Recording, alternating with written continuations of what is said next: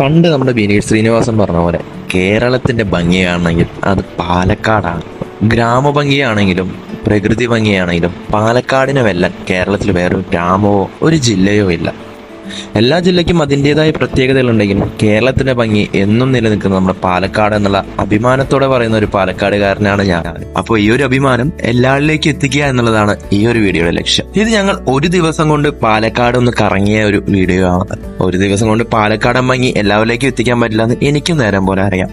അതും പ്രത്യേകിച്ച് ഈ ഒരു സമ്മർ.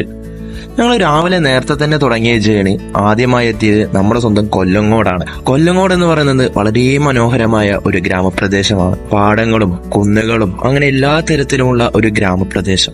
ആ ഗ്രാമപ്രദേശത്തെ കാഴ്ചകളെല്ലാം കണ്ട് അവിടെ തന്നെ ഉള്ള ഒരു വെള്ളച്ചാട്ടമായ സീതാർകുണ്ടിലേക്കായിരുന്നു ഞങ്ങളുടെ അടുത്ത ലക്ഷ്യം. സീതാർകുണ്ടും ഇതേപോലെ പ്രശസ്തി നേടിയ ഒരു വെള്ളച്ചാട്ടമാണ്. അപ്പൊ അവിടെ കുറച്ചേരം നിന്ന് ഞങ്ങൾ നേരെ നമ്മുടെ സ്വന്തം മാമല എന്നറിയപ്പെടുന്നതാണ്. ദൃശ്യം കണ്ടവർക്കെല്ലാം മാമലയെ കുറിച്ച് പറയേണ്ട ആവശ്യമില്ല. ഇഷ്ടംപോലെ സിനിമകൾ ലൊക്കേഷനായി മൂവികളിൽ വന്നിട്ടുള്ള ഒരു സ്ഥലമാണ് വാമല എന്ന് പറയുന്നത്. അങ്ങനെ വാമലയിലെ ഭംഗികളെല്ലാം കണ്ടു കഴിഞ്ഞ് ഞങ്ങൾ നേരെ പോകുന്നത് നമ്മുടെ സ്വന്തം വരിക്കാശ്ശേരി മനയിലേക്കാണ്. പണ്ട് മുതൽ പറഞ്ഞാൽ വളരെ പണ്ട് മുതലുള്ള എല്ലാ സിനിമകളെയും നോക്കി കഴിഞ്ഞാൽ എവിടെയാണോ ഒരു മന വരുന്നത് അത് നമ്മുടെ വരിക്കാശ്ശേരി മനയാണെന്ന് അഹങ്കാരത്തോടെ പറയാൻ പറ്റുന്ന ഒരു പാലക്കാടുകാരനാണ് ഞാൻ.